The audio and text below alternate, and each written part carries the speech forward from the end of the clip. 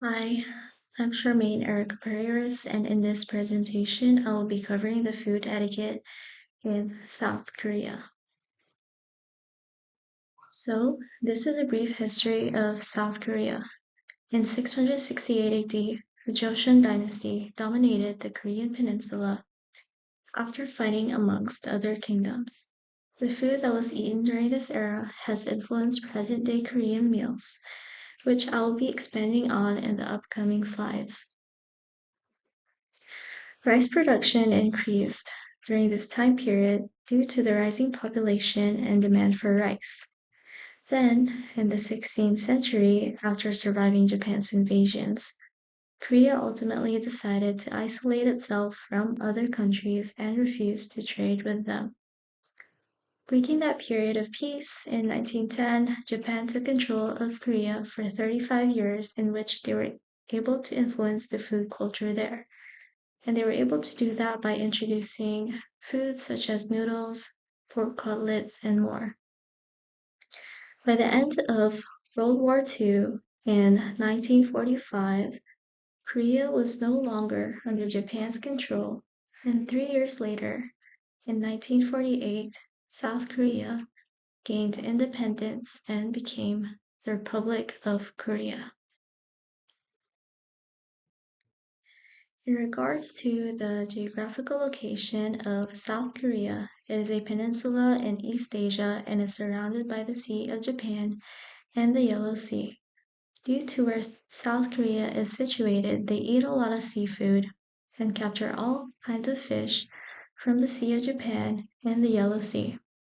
Additionally, being surrounded by water, rice farmlands cover over half of South Korea's agricultural farmland, and rice is a main food staple there. The summers in South Korea are characterized as warm, while winters are characterized as cold and dry. And the reason why kimchi or fermented vegetables became such an important aspect of Korean culture is because they would try to preserve food in jars during the cold winters in order to not starve to death. The main four Korean meal essentials that were eaten way back even in the Joseon dynasty included bap, guk, kimchi, and banchan. Bap is cooked rice, which symbolizes life and prosperity and is eaten on the daily. Guk are soup or dishes with broth, and the picture shows a rice cake soup called tteokguk. Kimchi or fermented vegetables is known across the world and is always present at the table. And in the picture shows fermented cabbage.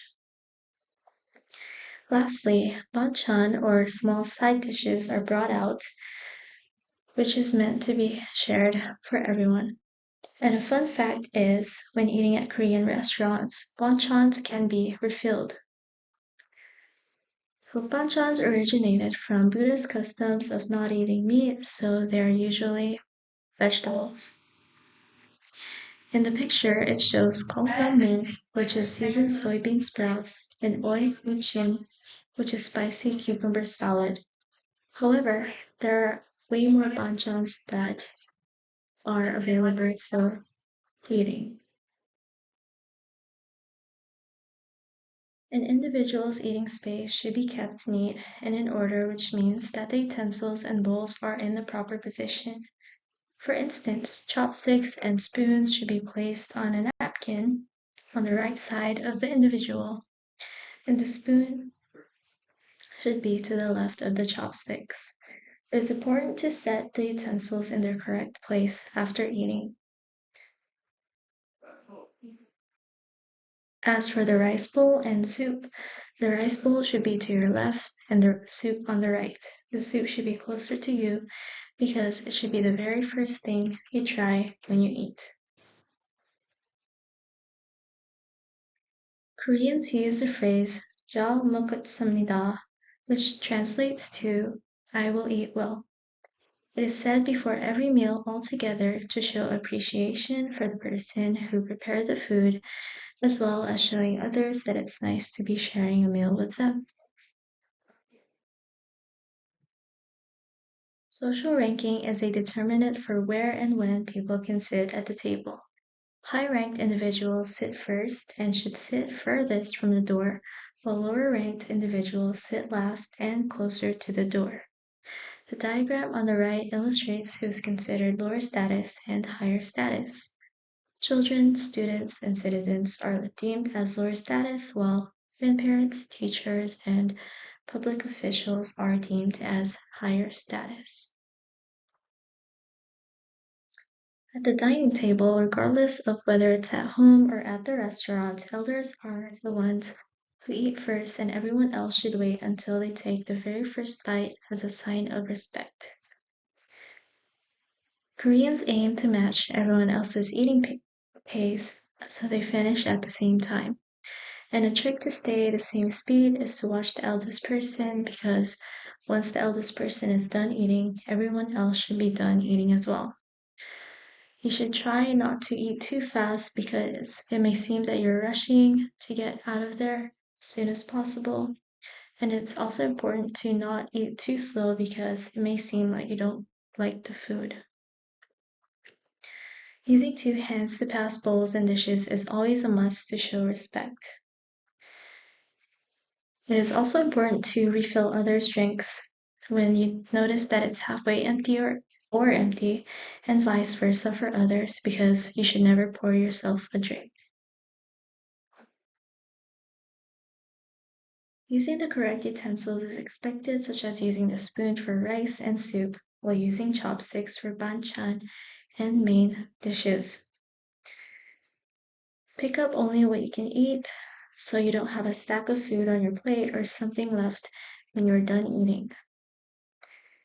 Eating quietly means trying not to clang your spoon or chopsticks in your bowl because it can be considered rude. And last of all, it is important to say thank you after eating, and the phrase is "잘 먹었습니다," which means I ate well, and it's just a past tense of the other phrase that I mentioned earlier on. So it's important to say it before and after eating the meal to show gratitude.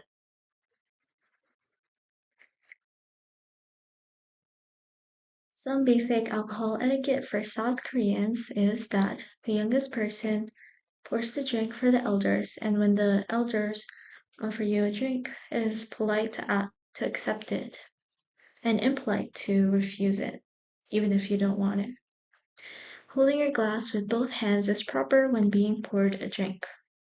And lastly, you must face away when you drink, when you are in front of a superior, as you can see in the picture.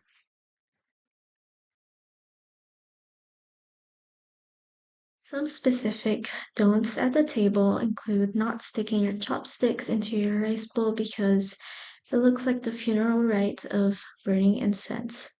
Instead, you can just place your chopsticks to your right side next to your spoon. And next is, even though it is acceptable in some cultures, South Koreans do not lift their bowl when eating, so it must remain on the table. Spoons and chopsticks should also not be used at the same time, which means that you should put down your spoon if you're using your chopsticks and vice versa. Then, it is not allowed to reach across the table or extend your arm for food because it can be passed to you instead. And lastly, you should not blow your nose at the table. You should do it in privacy in the bathroom because it can be considered rude. And those are the basic food etiquettes that are practiced in South Korea, and I hope that you learned something new.